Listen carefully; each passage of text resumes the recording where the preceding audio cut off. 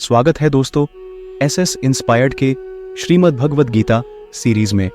पाठकों, आज की इस वीडियो में हम गीता के 5वें अध्याय कर्म संन्यास योग का हिंदी में सार सुनाने वाले हैं। वीडियो में आगे बढ़ने से पहले मेरी आपसे रिक्वेस्ट है कि अगर आपने गीता के चौथे अध्याय के सार को नहीं सुना है तो उसे भी सुन लें, जिसका लिंक डिस्क्रिप्शन में है।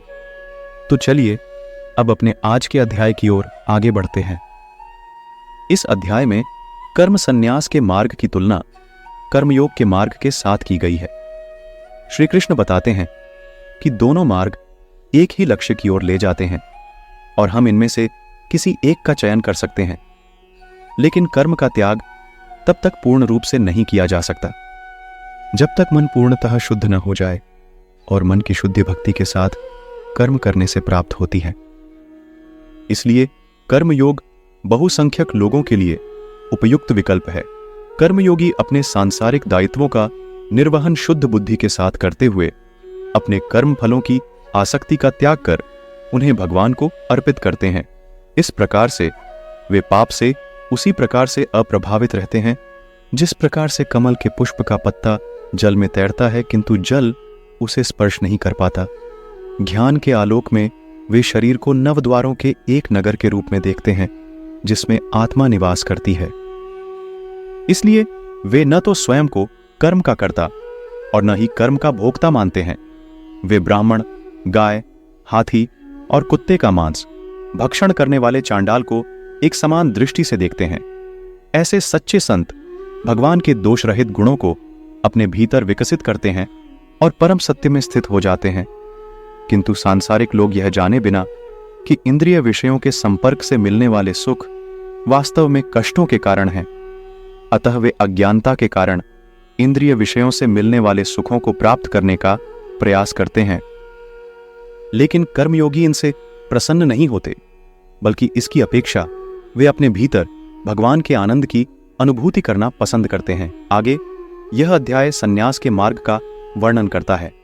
कर्म संन्यासी अपने मन, इंद्रियों और बुद्धि को नियंत्रित करने के लिए तपस्या करते हैं। इस प्रकार से वे बाह्य सुख के विचारों को बहिष्कृत कर इच्छा, भय और क्रोध से मुक्त हो जाते हैं। तब फिर वे भगवान की भक्ति के साथ अपनी तपस्या को संपूर्ण करते हैं और चिरस्थायी शांति प्राप्त करते हैं। अर्जुन ने कहा, हे कृष्ण, पहले आपने कर्म संन्यास की सराहना की और आपने मुझे भक्ति युक्त कर्मयोग का पालन करने का उपदेश भी दिया। कृपा पूर्वक अब मुझे निश्चित रूप से अवगत कराइए कि इन दोनों में से कौन सा मार्ग अधिक लाभदायक है। परम भगवान ने कहा, कर्म संन्यास और कर्मयोग दोनों मार्ग परम लक्ष्य की ओर ले जाते हैं, लेकिन कर्मयोग कर्म संन्यास से श्रेष्ठ है। वे कर्मयोगी जो न तो कोई कामना करते हैं और न ही किसी से घृणा करते हैं, उन्हें नित्य सन्यासी माना जाना चाहिए।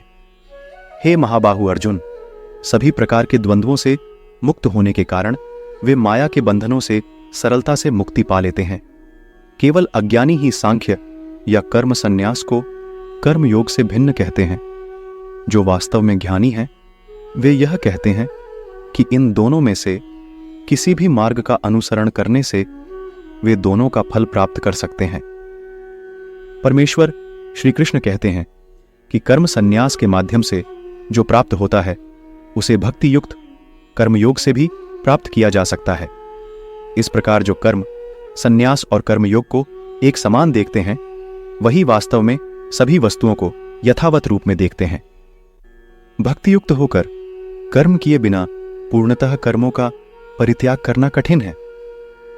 हे महाबलशाली अर्जुन, किंतु जो संत कर्मयोग में संलग्न रहते हैं वे शीघ्र परम परमेश्वर को पा लेते हैं। जो कर्मयोगी विशुद्ध बुद्धि युक्त हैं, अपने मन तथा इंद्रियों को वश में रखते हैं और सभी जीवों की आत्मा में आत्मरूप परमात्मा को देखते हैं, वे सभी प्रकार के कर्म करते हुए कभी कर्म बंधन में नहीं पड़ते। कर्मयोग में दृढ़ निश्चय रखने वाले सदैव देखते, सुनते, स्पर्श करते, सूंघते, चलते फिरते, सोते हुए, श्वास लेते हुए, बोलते हुए, त्यागते हुए, ग्रहण करते हुए और आंखें खोलते या बंद करते हुए सदैव यह सोचते हैं, मैं करता नहीं हूं, और दिव्य ज्ञान के आलोक में वे यह देखते हैं कि भौतिक इंद्रियां ही केवल अपने विषयों में क्रियाशील रहती हैं। वे जो अपने कर्मफल भगवान को समर्पित कर सभी प्रकार से आसक्ति रहित होकर कर्म करते हैं, वे पाप कर्म से उसी प्रकार से अछूते रहते हैं जिस प्रकार से कमल के पत्ते को जल स्पर्श नहीं कर पाता। योगी जन आसक्ति को त्याग कर अपने शरीर, इंद्रिय, मन और बुद्धि द्वारा केवल अपने शुद्धिकरण के उद्देश्य से कर्म करते हैं। कर्मयोगी अपने समस्त कर्म फलों को भगवान को अर्पित कर चिरकालिक शांति प्राप्त कर लेते हैं, जबकि वे जो कामना युक्त होकर निजी स्वार्थों से प्रेरित होकर कर्म करते हैं, वे बंधनों में पड़ जाते हैं, क्योंकि वे कर्मफलों में आसक्त होकर कर्म करते हैं।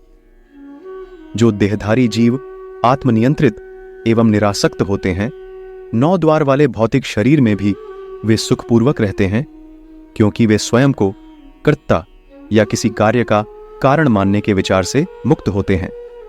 न तो कर्तापन का बोध और न ही कर्मों की प्रवृत्ति भगवान से प्राप्त होती है, तथा न ही वे कर्मों के फल का सृजन करते हैं। यह सब प्रकृति के गुणों से सृजित होते हैं।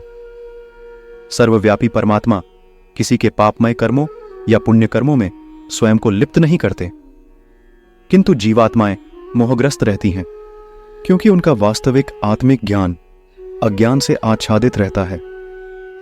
किंतु जिनकी आत्मा का अज्ञान दिव्य ज्ञान से विनष्ट हो जाता है, उस ज्ञान से परम तत्व का प्रकाश उसी प्रकार से प्रकाशित हो जाता है जैसे दिन में सूर्य के प्रकाश से सभी वस्तुएं प्रकाशित हो जाती हैं। वे जिनकी बुद्धि भगवान में स्थिर हो जाती है और जो भगवान में सच्ची श्रद्धा रखकर उन्हें परम लक्ष्य मानकर उनमें पूर्णतया तल्लीन हो जाते हैं, वे मनुष्य शीघ्र ऐसी अवस्था में पहुंच जाते हैं जहां से फिर कभी वापस नहीं आते और उनके सभी पाप ज्ञान के प्रकाश से मिट जाते हैं। सच्चे ज्ञानी महापुरुष एक ब्राह्मण, गाय, हाथी, कुत्ते और चांडाल को अपने दिव्य ज्ञान के चक्षुओं द्वारा समदृष्टि से देखते हैं। वे जिनका मन समदृष्टि में स्थित हो जाता है, वे इसी जीवन में जन्म और मरण के चक्र से मुक्ति पा लेते हैं। वे भगवान के समान दोष रहित गुणों से संपन्न हो जाते हैं और परम सत्य में स्थित हो जाते हैं। परमात्मा में स्थित होकर, दिव्य ज्ञान में दृढ़ विश्वास धारण कर और मोह रहित होकर वे सुखद पदार्थ पाकर न तो हर्षित होते हैं और न ही अप्रिय स्थिति में दुखी होते हैं। जो बाह्य इंद्रिय सुखों में आसक्त नहीं होते, वे आत्मिक परम आनंद की अनुभूति करते हैं। भगवान के साथ एकनिष्ठ होने के कारण वे असीम सुख भोगते हैं। इंद्रिय विषयों के संपर्क से उत्पन्न होने वाले सुख यद्यपि सांसारिक मनोदृष्टि वाले लोगों को आनंद प्रदान करने वाले प्रतीत होते हैं, किंतु वे वास्तव में दुखों के कारण हैं। हे कुंती पुत्र, ऐसे सुखों का आदि और अंत है, इसलिए ज्ञानी पुरुष इनमें आनंद नहीं लेते। वे मनुष्य ही योगी हैं जो शरीर को त्यागने से पूर्व कामनाओं और क्रोध के वेग को रोकने में समर्थ होते हैं। केवल वही संसार में सुखी रहते हैं। जो अंतर्मुखी होकर सुख का अनुभव करते हैं, वे भगवान को प्रसन्न करने में ही आनंद पाते हैं और आत्मिक प्रकाश से प्रकाशित रहते हैं। ऐसे योगी भगवान में एकीकृत हो जाते हैं और भौतिक जीवन से मुक्त हो जाते हैं। आंतरिक प्रकाश दिव्य ज्ञान है जो भगवान की कृपा द्वारा हमारे भीतर अनुभूति के रूप में तब प्रकट होता है जब हम भगवान के शरणागत हो जाते हैं। वे पवित्र मनुष्य जिनके पाप धुल जाते हैं और जिनके संशय मिट जाते हैं और जिनका मन संयमित होता है, वे सभी प्राणियों के कल्याणार्थ समर्पित हो जाते हैं तथा वे भगवान को पा लेते हैं और सांसारिक बंधनों से भी मुक्त हो जाते हैं। ऐसे सन्यासी भी जो सतत प्रयास से क्रोध और काम वासनाओं पर विजय पा लेते हैं एवं जो अपने मन को वश में कर आत्मलीन हो जाते हैं, वे इस जन्म में और परलोक में भी माया शक्ति के बंधनों से मुक्त हो जाते हैं। समस्त बाह्य इंद्रियां सुख के विषयों का विचार न कर अपनी दृष्टि को भौहों के बीच के स्थान में स्थित कर नासिका में विचरने वाली भीतरी और बाहरी श्वासों के प्रवाह को सम करते हुए इंद्रिय, मन और बुद्धि को संयमित करके जो ज्ञानी कामनाओं और भय से मुक्त हो जाता है, वह सदा के लिए मुक्त हो जाता है। जो भक्त मुझे समस्त यज्ञों और तपस्याओं का भोक्ता, समस्त लोगों का परम भगवान और सभी प्राणियों का सच्चा हितैषी समझते हैं, वे परम शांति प्राप्त करते हैं। पाठकों, अगर आप गीता के 6ठे अध्याय के सार को हिंदी में सुनना चाहते हैं तो कृपया वीडियो को लाइक करके चैनल को सब्सक्राइब करें, जिससे आने वाली वीडियो की नोटिफिकेशन आप तक जल्द ही पहुंचे।